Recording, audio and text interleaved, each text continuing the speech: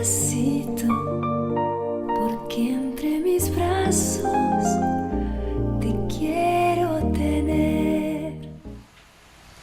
Muy buenas tardes, estamos en Planeta 2013, Sincronízate con el Cambio, en nuestro programa Caleidoscopio, conducido por Luz Helena. Luz Helena, ¿cómo estás? Muy bien, José Luis, encantada de regresar aquí a este espacio por segunda ocasión. Sí, gracias a Dios nos ha permitido estar por segunda vez aquí, con un gran invitado, Toño. Muchas gracias. Y Toño Magaña. Vamos a hablar un poquito sobre meditación, vamos a hablar sobre la parte de la respiración, que es tan importante, porque si nos damos cuenta se nos olvidó respirar. Nunca respiramos, o sea, respiramos pero no nos damos cuenta de la respiración, que es tan importante para conectarnos en esta parte, que en todas las técnicas de yoga, de meditación, es algo que tiene que manifestarse siempre de una manera consciente. Así es, y también como inicialmente en una entrevista que me hicieron aquí en Planeta 2013, con toda la preparación hacia la etapa del embarazo, antes, durante y después, lo mismo que en cualquier etapa de la vida, los niños, los adolescentes, sería maravilloso, ¿verdad?, que siguieran entrando a esto. Básico, claro. Adultos, mujeres, hombres, familias completas, el hacernos consciente de esta parte tan vital, o la específicamente vital de nuestras vidas, sería maravilloso. Sí, claro. Sobre todo yo lo he visto mucho como una omisión educativa, ¿no? O sea, absolutamente. Es una cosa que se ha olvidado de enseñar, ¿no? Y por lo tanto no está fomentada, y hay muy poco conocimiento popular bien cimentado, ¿no? En general, pues todo el mundo dice respira, pero respira ¿cómo? Estoy respirando, ¿no? En ti, Toño, fíjate que siempre he tenido curiosidad. Alguna vez lo pregunté a algún maestro de yoga, así como tú, pero aprovechando que tú estás aquí con nosotros y justamente para ilustrarnos, ¿no? Y abrirnos un poco darnos cuenta, ¿qué es lo que sucede que se da como por entendido, pero que en realidad la mayoría no sabemos hacerlo, y además vamos incluso desaprendiendo y cada vez lo hacemos menos bien? Sí, yo creo que por ahí lo que va de detalle es que es una cuestión muscular. O sea, no respiras con otra cosa que no sean los músculos. Siempre pensamos en los pulmones, pero los pulmones son unos sacos, ¿no? Y los sacos se expanden y se contraen con músculos. Entonces, parte del problema respiratorio, en términos de decirlo de esa manera, es que falta ese entrenamiento muscular, ¿no? Entonces, cuando una persona, por ejemplo, hace ejercicio aeróbico, tiene cierto entrenamiento muscular de su respiración, pero es como en términos de lo que le llamaríamos jadeo, ¿no? Sí. Y todo el tiempo está sincronizado con lo que está haciendo. Si está subiendo escaleras, si está bajando, si está caminando, si está haciendo pesas, dependiendo del ejercicio, entonces el cerebro adecúa la respiración. Pero es una respiración que en términos generales, cuando haces ejercicio, es una respiración que te lleva a llevar al sistema nervioso a más excitación, claro, a más atención, ¿no? A ver, José Luis y Toño, que son expertos, tú en meditación y guías de meditación, y tú en lo que haces de tus clases de yoga, y bueno, ya nos hablarás en especial de tu manual, Date un respiro, un pranayama, que es lo que nos trae también aquí para compartirles. ¿Ustedes qué consideran? ¿Que la respiración se va adecuando a nuestras necesidades? O sea, ¿no hay una forma específica de respirar? ¿O qué sucede con el respirar?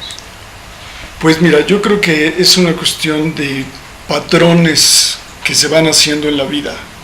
O sea, tiene que ver mucho con esto que decíamos, con una cuestión de entrenamiento o falta de entrenamiento. Entonces, por ejemplo, desde el momento en el que no hay entrenamiento o no llevas tu atención al manejo de tu respiración, entonces pierdes esa posibilidad, ¿no? Cuando, por ejemplo, en el yoga se va entrenando esa atención hacia la respiración.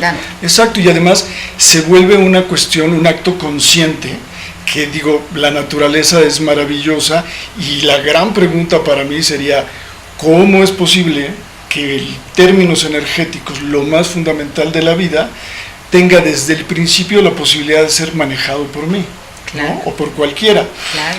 ¿Por qué? Porque, por ejemplo, el corazón es también una función vital, Sí. y sin embargo no tienes acceso directo. La única manera de accesar a controlar Que sí va solito. los latidos sería la respiración. Bueno, a veces también. les metemos uno que otro jaleo ahí. Los medio tropezones. simpático. Sí, eso, por ejemplo, yo que doy la meditación Merkaba, pues lo primero que haces es enseñar a respirar, porque es la respiración pránica. Entonces te tienes que conectar directamente al corazón, porque si no tienes la manifestación del corazón, creo que la respiración no sale como tú quieres que salga. Entonces es una práctica para que tú conectes al corazón y respires, y te conectes hacia tu divinidad a través de la respiración. Claro. Creo que es así. Sí, por ahí es, definitivamente. Parte del asunto es que, digamos, si la respiración está limitada, ¿no? Que es lo que pasa comúnmente, entonces estamos limitados. Sí, claro. Punto, ¿no? Claro.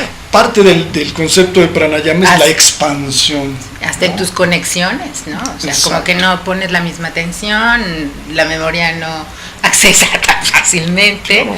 Sí. Todo es como el nivel de glucosa en sangre, ¿no? O sea, Absolutamente. si ya bajó, si ya tienes apetito y no hay esa ingesta, Claro. tu función va decayendo porque el cuerpo, el cerebro, inteligentemente va buscando la sobrevivencia, nada más. Pero No. entonces estar todo el tiempo en un nivel de sobrevivencia y punto, te pierdes de lo demás, digamos, Se la altera, vitalidad. ¿no? Se altera el consumo de las demandas y de los requerimientos en el organismo de oxígeno y de otros gases que son necesarios en el intercambio respiratorio, ¿no? Sí, y además, fíjate, mucho del concepto que tenemos es como que lo que hacemos fundamentalmente sería como tomar oxígeno. Pero entonces nos faltaría la otra mitad de la respiración, que es sacar el dióxido de carbono.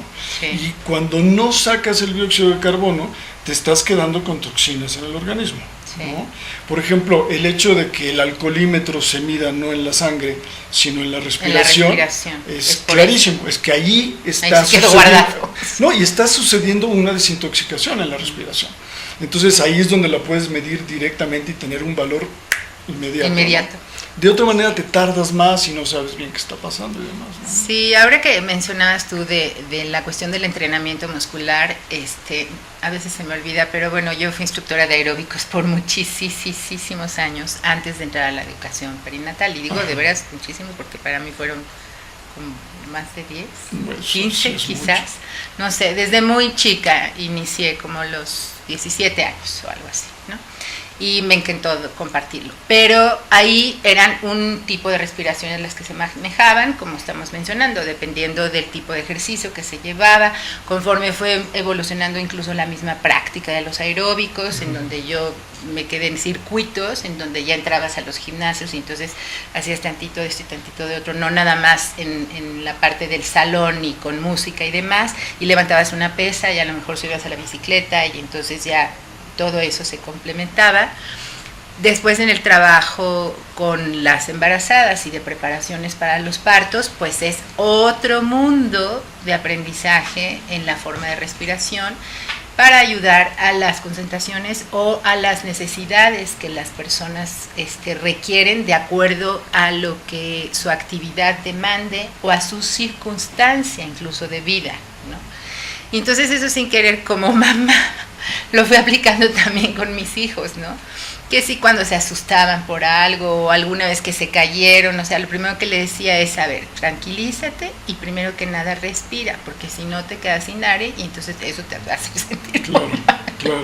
Eso es totalmente. Yo por Sí. ejemplo, cuando estoy en camilla dando sanación, inmediatamente lo que hago es respirar. Sí, claro. Y el nivel energético es mucho más poderoso cuando tú estás respirando, sanando a las personas, porque inmediatamente Te abres, sientes que te abres más percibes más. y el canal siento que es mucho más fuerte, ¿no? Claro. Y eso ya lo hago como inconsciente cuando yo estoy Sí, en tu camino. misma energía fluye de muchísimo mejor manera en lo Así que vas es, a aportar. Así es, creo que vivimos un mundo, sobre todo empresarial, donde el factor humano creo que No. no hay. Lo conocerán. Y yo empecé, por Abajo de ejemplo, los trajes. en algunos, estoy en laboratorios Novartis dándoles meditaciones. Ah, Y qué el interesante nivel de estrés experiencia. ha bajado muchísimo en el área donde me llaman, ¿no? Qué Entonces, bien, cuando José. tienen alguna auditoría o cosas así, sí les sirve demasiado. Y yo les digo, es que es tan sencillo meditar, es tan sencillo respirar, es tan sencillo hacerlo antes de que te pongas en una computadora, que tu día cambia totalmente. Sí, claro. Así es. Pues bueno, no en balde por eso nuestra frase promocional de este programa de Caleidoscopio es justamente respira, siente, vive abierto de corazón y mente. ¿Qué más nos platicas, Toño? Platícanos o empieza a compartirnos quién eres tú. ¿Quién eres tú? Y además del privilegio de haberte conocido y que por eso que te invitamos, tratando de llevar como un poco una secuencia en este programa de lo que hemos ido compartiendo, ¿verdad, José Luis? Así es.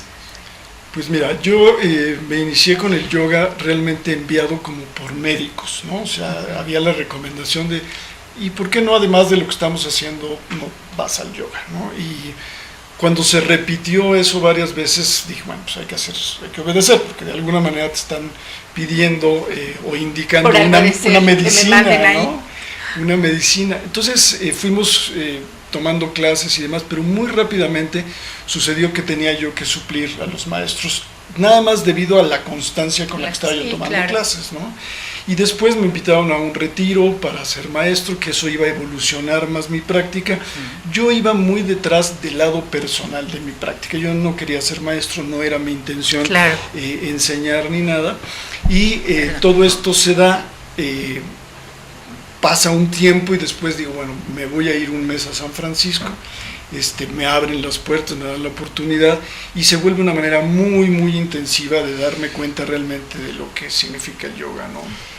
Vamos a interrumpir un segundito, vamos a un espacio y en cuanto nos avisen continuamos.